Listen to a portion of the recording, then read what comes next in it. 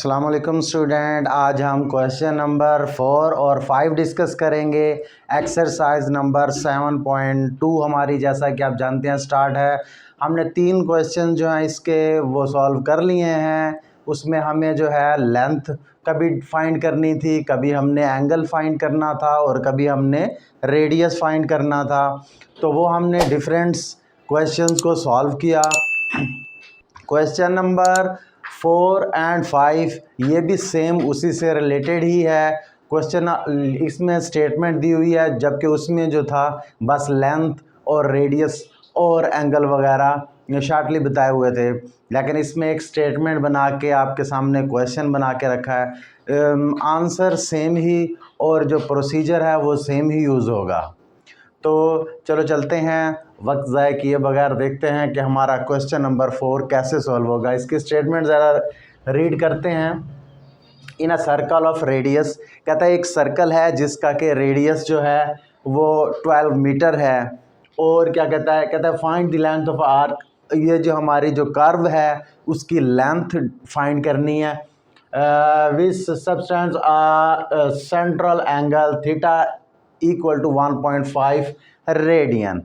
तो वो कहता है कि और जो इससे बनने वाला एंगल है, जो जाविया है, वो है 1.5 रेडियन में। तो देखें बेटा, इसमें भी हमारे पास स्टेटमेंट बना दी, लेकिन हमारे पास सेम वैसे ही सिचुएशन है। इसमें भी हमारे पास रेडियस दे दिया गया है, इसके अलावा जो है एक एंगल भी दे दिया है। अब हमने फाइंड करनी है लेंथ ऑफ आर्क। तो जैसे कि पिछले सवालों में हमने किया, सेम वैसे ही इसमें भी लेंथ फाइंड, हमारा जो क्वेश्चन नंबर 2 था आई थिंक, उसमें हमने लेंथ फाइंड करनी थी, रेडियस और एंगल दिया हुआ था। ये भी सेम वैसे ही है। तो चलो चलते हैं, इसे सॉल्व करते हैं। ठीक है। सबसे पहले हम इसके जो हिस्से हैं वो लिख लेंगे ना, जैसे कि हमारे आंसर सवाल है वैसे ही हम इसका आंसर देंगे। तो लिख देंगे जी, रेडियस ऑफ सर्कल 12 मीटर। देखें, अगर सवाल जो है सिंपल आपको दिया है 2 को 3 से मल्टीप्लाई करो, तो आप जवाब में भी 2 को 3 से मल्टीप्लाई करके फिर 6 दे देंगे।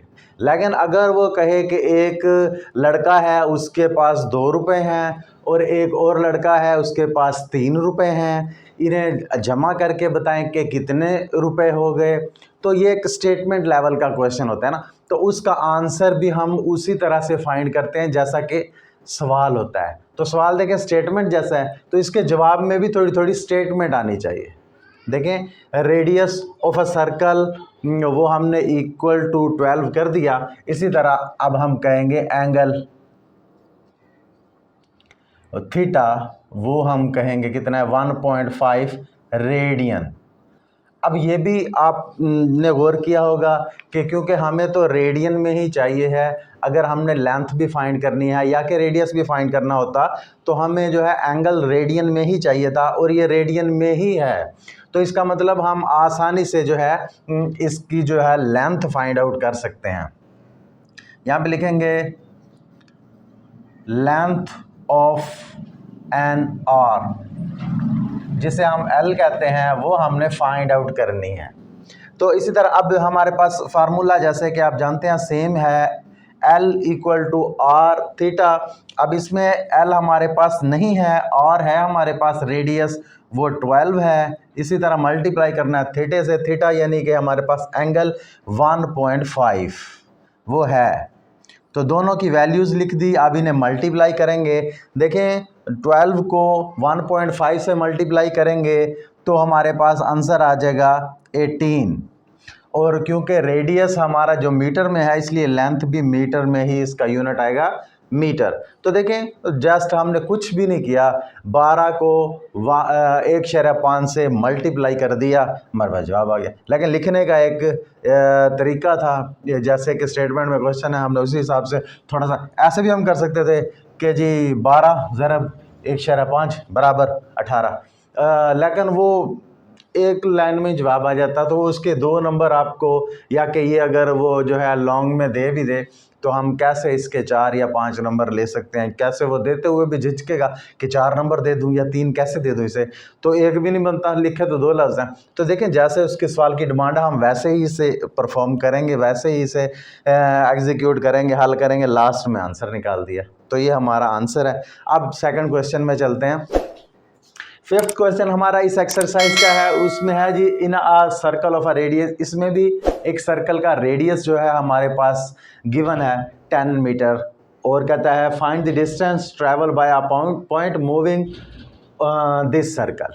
एक पॉइंट है, एक समझ लें कि एक बंदा है, वो गोल दायरे के गिर्द ऐसे घूम रहा है, चक्कर लगा रहा है।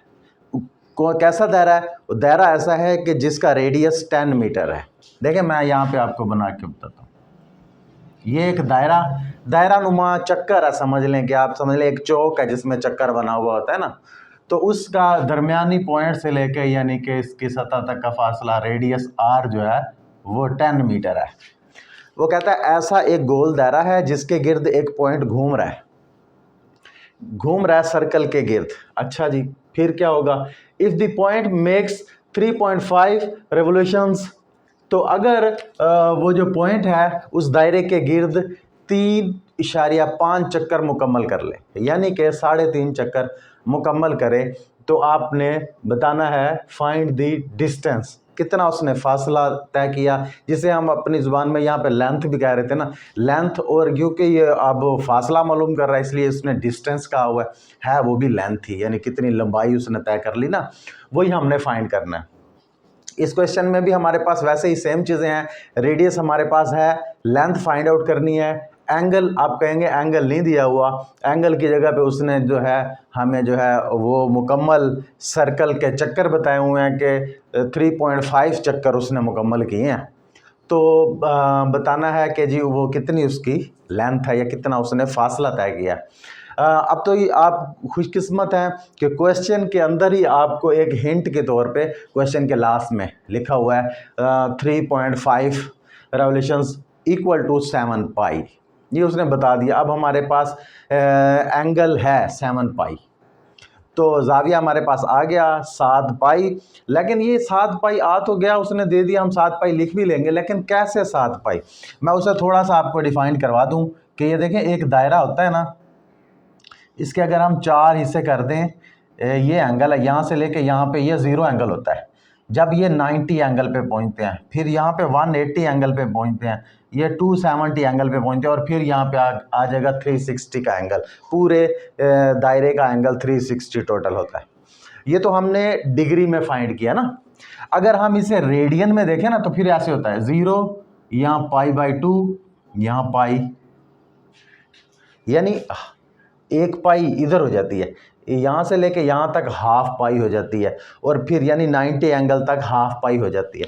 उसके बाद यहाँ पे आके जब 180 का एंगल होता है तो पूरी पाई वो रेडियन में फासला तय कर चुका होता है। और देखें ये हाफ में पाई है तो डबल हो जाएगा, बाकी हाफ भी करेगा तो यहाँ पे 2 पाई आ जाएगा।